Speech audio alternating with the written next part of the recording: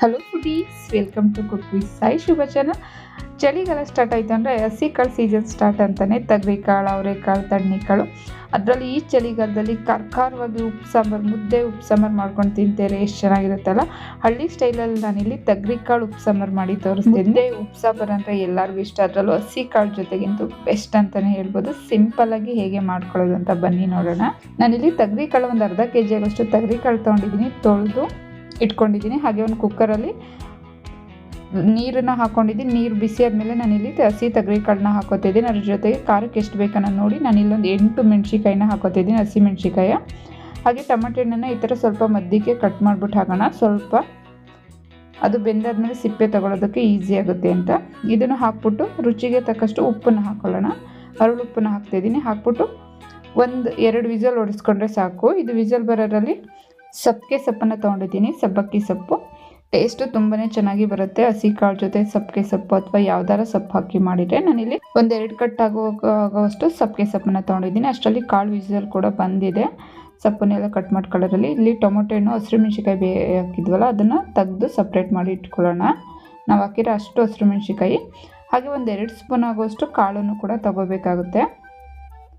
ಜಾಸ್ತಿ ಬೇಡ, 1-2 table spoon ಆಗೋಷ್ಟು ಅರೆ ಸಾಕು ಕಾಳು. ಇದಿಷ್ಟನ್ನು ತೆಗೆದು ಸೈಡಲ್ಲಿ ಇಟ್ಕೊಳ್ಳೋಣ. ಇದು ತಣ್ಣಗಾಗಲಿ. ಅಷ್ಟರಲ್ಲಿ ನಾವು ಸೊಪ್ಪನ್ನು ಕಟ್ ಮಾಡಿ ಇಟ್ಕೊಂಡಿದ್ವಲ್ಲ, ಕಟ್ ಮಾಡಿ ತೊಳೆದು ಇಟ್ಕೊಂಡಿರೋ ಸೊಪ್ಪನ್ನು ಹಾಕ್ತಾಯಿದ್ದೀನಿ. ಕಾಳು ಬೆಂದಾದ್ಮೇಲೆ ಹಾಗೆ ಓಪನಲ್ಲಿ ಹಾಕಿ ಬೇಯಿಸ್ತಾಯಿದ್ದೀನಿ. 1-2-3 ನಿಮಿಷ ಬೇಯಿಸ್ಕೊಂಡ್ರೆ ಸಾಕು, ಸೊಪ್ಪು ಬೆಂದೋಗುತ್ತೆ. ಸೊಪ್ಪನ್ನು ಹಾಕ್ಬಿಟ್ಟು ಒಂದು ಸಲ ಮಿಕ್ಸ್ ಮಾಡಿಬಿಟ್ಟು ಗ್ಯಾಸನ್ನು ಆನ್ ಮಾಡೋಣ. ತೊಗರಿಕಾಳು, ಅವರೆಕಾಳು ಜೊತೆ ಈ ಥರ ಸಬ್ಬಕ್ಕಿ ಸೊಪ್ಪು ಹಾಕಿ ಮಾಡಿ ಟೇಸ್ಟ್ ಮಾತ್ರ ತುಂಬಾ ಚೆನ್ನಾಗಿ ಬರುತ್ತೆ. ಈಗ ಬೇಯಿಸಿರೋ ಹಸಿರು ಮೆಣಸಿಕಾಯಿ, ಒಂದು ಚಿಕ್ಕ ಗೆಡ್ಡೆಯಲ್ಲಿ ಒಂದು ಅರ್ಧ ಬೆಳ್ಳುಳ್ಳಿ ಹಾಕಿದ್ದೀನಿ. ಹಾಗೆ ಒಂದು ಅರ್ಧ ಸ್ಪೂನ್ ಆಗೋಷ್ಟು ಜೀರಿಗೆ, ಒಂದು 10-12 ಕಾಳು ಮೆಣಸನ್ನು ಹಾಕ್ಕೊಂಡಿದ್ದೀನಿ. ಒಂದು ಸ್ವಲ್ಪ ಹುಣಸೆ ಹಣ್ಣನ್ನು ಹಾಕ್ಕೊಂಡು, ಒಂದು ಅರ್ಧ ಹಿಡಿಯೋಗೋಷ್ಟು ಸಾಂಬಾರು ಸೊಪ್ಪನ್ನು ಹಾಕ್ಕೊಂಡು, ಸ್ವಲ್ಪ ಉಪ್ಪು ಹಾಕೊಳ್ಳೋಣ. ರುಚಿಗೆ ಖಾರಕ್ಕೆ ಎಷ್ಟು ಬೇಕು ಅನ್ನೋದನ್ನು ನೋಡಿ. ಹಾಗೆ ಒಂದು ಸ್ವಲ್ಪ ನೀರನ್ನು ಹಾಕ್ಕೊಂಡು ಚೆನ್ನಾಗಿ ರುಬ್ಕೋಬೇಕಾಗುತ್ತೆ ನೋಡಿ ಈ ಥರ. ಇದನ್ನು ಖಾರನ ನಾನು ಇಲ್ಲಿ ನಿಮಗೆ ಬೇಕು ಅನ್ನೋ ಒಂದು 2-3 ದಿನಕ್ಕೆ ಎಕ್ಸ್ಟ್ರಾನು ಕೂಡ ಈ ಖಾರ ಮಾಡಿಟ್ಕೊಂಡ್ರೆ ನೀವು ಯಾವಾಗ ಉಪ್ಪು ಸಾಂಬಾರು ಮಾಡ್ತೀರ ಅವಾಗ ಯೂಸ್ ಮಾಡ್ಕೋಬೋದು. ನಾನಿಲ್ಲಿ 1-2 ಟೇಬಲ್ ಸ್ಪೂನ್ ಆಗೋಷ್ಟು ತೆಗೆದಿಟ್ಕೊತಿದ್ದೀನಿ. ನಿಮ್ಗೆ ಎಷ್ಟು ಬೇಕು ಸಾಂಬಾರಿಗೆ ಒಂದು ಟೈಮ್ಗೆ ಅನ್ನೋದನ್ನು ಖಾರ ನೋಡಿ ಹಾಕೋಬೇಕಾಗುತ್ತೆ. ಅದನ್ನು ಹಾಗೆ ಎತ್ತಿಟ್ಕೊಂಡ್ರೆ ನೆಕ್ಸ್ಟ್ ಉಪ್ಪು ಸಾಂಬಾರು ಮಾಡಿದಾಗ ಯೂಸ್ ಮಾಡ್ಕೋಬೋದು. ನಾನಿಲ್ಲಿ 1.5 ಸ್ಪೂನ್ ಆಗೋಷ್ಟು ಇದೆ ನೋಡಿ. ಇಷ್ಟಿದ್ರೆ ಸಾಕು ನಾವು ಒಂದು ಟೈಮಿಗೆ. ಹಾಗೆ ನಾವು ಟೊಮೊಟೊ ಹಣ್ಣು ಬೇಯಿಸಿ ಇಟ್ಕೊಂಡಿದ್ವಲ್ಲ ಅದನ್ನು ಸಿಪ್ಪೆ ತೆಗೆದ್ಬಿಟ್ಟು ಈ ಥರ ಹಾಕ್ಕೊಳ್ಳೋಣ. ಟೊಮೊಟೊ ಹಣ್ಣು ಹಾಗೆ ಬೇಯಿಸಿ ಇಟ್ಕೊಂಡಿರೋ ಕಾಳು 1-2 ಟೇಬಲ್ ಸ್ಪೂನ್ ಹಾಕಿದರೆ ಸಾಕು. ಅದ್ರ ಜೊತೆಗೆ ನಾನು ಇನ್ನೊಂದು ಅರ್ಧ ಗೆಡ್ಡೆ ಬೆಳ್ಳುಳ್ಳಿನೂ ಕೂಡ ಹಾಕ್ಕೊಂಡಿದ್ದೀನಿ. ಇದಿಷ್ಟನ್ನು ಹಾಕ್ಕೊಂಡು ನುಣ್ಣಗೆ ರುಬ್ಕೋಬೇಕಾಗತ್ತೆ ನೋಡಿ. ಇಷ್ಟಾದರೆ ಸಾಕು. ಅಷ್ಟರಲ್ಲಿ ಸೊಪ್ಪು ಕೂಡ ಚೆನ್ನಾಗಿ ಬೆಂದಿದೆ. ಉಪ್ಪು ಸಾಂಬಾರಲ್ಲಿ ಸೊಪ್ಪನ್ನು ಕೂಡ ಹಾಕಿ ತುಂಬ ಟೇಸ್ಟಿಯಾಗಿ ತುಂಬಾ ಚೆನ್ನಾಗಿ ಬರುತ್ತೆ. ಅದರಲ್ಲಿ ಸಬ್ಬಕ್ಕಿ ಸೊಪ್ಪು ಹಾಕಿದರೆ. ಇದನ್ನು ನೀರನ್ನೆಲ್ಲ ಕಾಳು ಒಂದು ಬೇರೆ ಮಾಡ್ಕೋಬೇಕಾಗುತ್ತೆ ನೋಡಿ. ಈ ಥರ ನೀರೆಲ್ಲ ಸೋಸ್ಕೊಬಿಟ್ಟು ಅದು ಇದಿರುತ್ತಲ್ಲ ಕಾಳು ಬೇಯಿಸಿರೋ ನೀರು, ಅದಕ್ಕೆ ನಾವು ರುಬ್ಬಿಟ್ಕೊಂಡಿರೋ ಖಾರನ ಹಾಕೋಬೇಕಾಗುತ್ತೆ.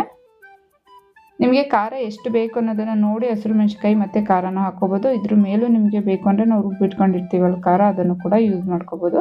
ಈಗ ಖಾರ ಹಾಕ್ಕೊಂಡು ಅದನ್ನು ಸ್ವಲ್ಪ ಮಿಕ್ಸಿ ಜಾರ್ ತೊಳೆದು ನೀರನ್ನು ಕೂಡ ಹಾಕ್ಕೊಂಡಿದ್ದೀನಿ. ನಿಮಗೆ ಎಷ್ಟು ನೀರು ಬೇಕು ಅನ್ನೋದನ್ನು ನೋಡಿ ಈ ಟೈಮಲ್ಲಿ ನೀರನ್ನು ಆ್ಯಡ್ ಮಾಡ್ಕೋಬೋದು. ನೀವು ಹಾಕ್ಕೊಂಡು ಚೆನ್ನಾಗಿ ಮಿಕ್ಸ್ ಮಾಡ್ಕೊಳ್ಳೋಣ. ನೀವು ಕಾಳನ್ನು ಬೇಯಿಸ್ಕೊಂಡಿದ್ದೀರಾ ಅಂದರೆ ಒಂದು 5-5 ನಿಮಿಷದಲ್ಲಿ ಉಪ್ಪು ಸಾರು ಮತ್ತು ಕಾಳು ಎರಡೂ ಕೂಡ ರೆಡಿ ಮಾಡ್ಕೋಬೋದು. ಜಸ್ಟ್ ಒಂದು 5 ನಿಮಿಷದಲ್ಲಿ ಆಗೋಗುತ್ತೆ. ಇದನ್ನು ಕೂಡ ಒಂದು 2-3 ನಿಮಿಷ ಚೆನ್ನಾಗಿ ಕುದಿಸ್ಕೋಬೇಕಾಗುತ್ತೆ. ನಾವು ಕಾಳಿಗೂ ಫಸ್ಟೇ ಉಪ್ಪನ್ನು ಹಾಕಿದ್ದ ನೋಡಿ. ನಿಮಗೆ ಈ ಟೈಮಲ್ಲಿ ಉಪ್ಪು ಬೇಕು ಅಂದರೆ ಸ್ವಲ್ಪ ಉಪ್ಪನ್ನು ಹಾಕ್ಕೊಂಡು ಒಂದು ಸಲ ಚೆನ್ನಾಗಿ ಮಿಕ್ಸ್ ಮಾಡ್ಕೊಳ್ಳೋಣ. ಒಂದು 2-3 ನಿಮಿಷ ಕುದ್ದಿದ್ದಕ್ಕೆ ನಾನಿಲ್ಲಿ ಸ್ವಲ್ಪ ಸಾಂಬಾರು ಸೊಪ್ಪನ್ನು ಹಾಕ್ಬಿಟ್ಟು ಗ್ಯಾಸನ್ನು ಆಫ್ ಮಾಡ್ತಾಯಿದ್ದೀನಿ. ಇದನ್ನು ಸೈಡಲ್ಲಿ ಎತ್ತಿಟ್ಬಿಟ್ಟು ನಾನಿಲ್ಲಿ ಕಾಳನ್ನು ಫ್ರೈ ಮಾಡ್ಕೊತಾ ಇದ್ದೀನಿ. ಇದಕ್ಕೆ ಸ್ವಲ್ಪ ಎಣ್ಣೆ ಹಾಕ್ಕೊಂಡು ಸ್ವಲ್ಪ ಸಾಸಿವೆ, ಸ್ವಲ್ಪ ಕರ್ಬೇವಿನ ಸೊಪ್ಪನ್ನು ಹಾಕೊಳ್ಳೋಣ. ಹಸಿ ಕರ್ಬೇವಿನ ಸೊಪ್ಪು ಇದ್ರೆ ಹಾಕಿ ಟೇಸ್ಟ್ ಚೆನ್ನಾಗಿ ಬರುತ್ತೆ.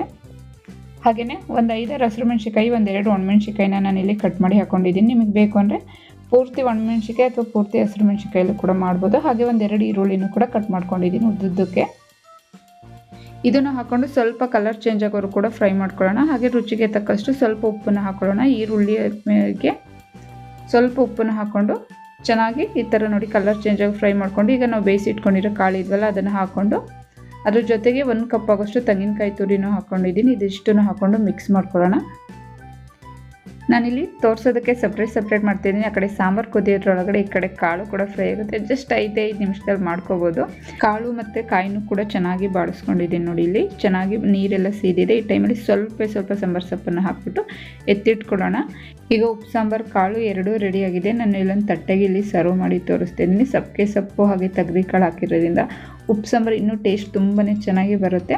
ಟ್ರೈ ಮಾಡಿ. ಸ್ವಲ್ಪ ಸ್ಪೈಸಿಯಾಗಿ ಬೇಕು ಅಂದರೆ ಮೇಲೆ ಸ್ವಲ್ಪ ಖಾರ ಹಾಕ್ಕೊಳ್ಳಿ. ಹಾಗೆ ಅದಕ್ಕೊಂದು ಸ್ವಲ್ಪ 1-2-3 ಡ್ರಾಪ್ಸ್ ನಿಂಬೆಹಣ್ಣಿನ ರಸನೂ ಕೂಡ ಹಾಕ್ಕೊಂಡು ಟೇಸ್ಟ್ ಮಾಡಿ. ತುಂಬಾ ಚೆನ್ನಾಗಿ ಬರುತ್ತೆ. ಹಾಗೆ ವಿಡಿಯೋ ಇಷ್ಟ ಆಗಿದೆ ಅಂತ ಅನ್ಕೋತೀನಿ. ವಿಡಿಯೋ ಇಷ್ಟ ಆದರೆ ಪ್ಲೀಸ್ ಆದಷ್ಟು ಲೈಕ್ ಮಾಡಿ, ಫ್ಯಾಮಿಲಿ ಆ್ಯಂಡ್ ಫ್ರೆಂಡ್ಸ್ಗೆ ಶೇರ್ ಮಾಡಿ. ಮತ್ತಷ್ಟು ನ್ಯೂ ರೆಸಿಪೀಸ್ಗಾಗಿ ನನ್ನ ಚಾನಲ್ ಸಬ್ಸ್ಕ್ರೈಬ್ ಮಾಡ್ಕೊಂಡು ನೋಡಿ ಫ್ರೆಂಡ್ಸ್. ಮತ್ತೊಂದು ನ್ಯೂ ರೆಸಿಪಿನಿಗೆ ನಾನು ನಿಮ್ಮನ್ನು ಮೀಟ್ ಮಾಡ್ತೀನಿ.